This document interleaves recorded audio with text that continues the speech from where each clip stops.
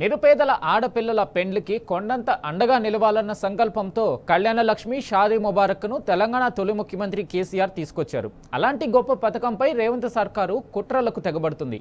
Kalyana Lakshmi Shaadi ముబారక్పై high court stay ఎత్తివేయకుండా పన్నాగాలకు పాల్పడుతుంది.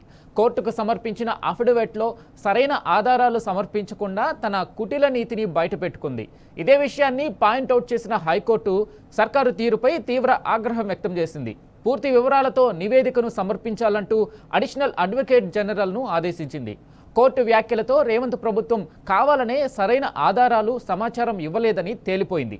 మొత్తంగా కళ్యాణ లక్ష్మి షాదీ ముబారక్ను ఎత్తివేయాలన్న రేవంత్ సర్కారు కుతంత్రం మరోసారి బట్టబయలైంది. కాంగ్రెస్ ప్రభుత్వం చేస్తున్న ఈ కుట్రలపై యావత్తు తెలంగాణ సమాజమంతా మండిపడుతుంది. కళ్యాణ లక్ష్మి షాదీ ముబారక్పై కుటిల యత్నాలు చేస్తున్న రేవంత్ సర్కారుకు తగిన శాస్తి తప్పదని జనం హెచ్చరిస్తున్నారు.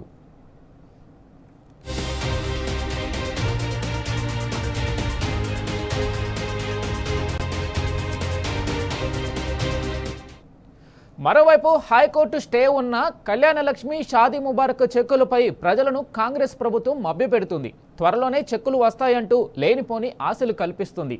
వాస్తవాలను దాచిపెట్టి ప్రజలను నిస్సిగ్గుగా మోసం చేస్తుంది.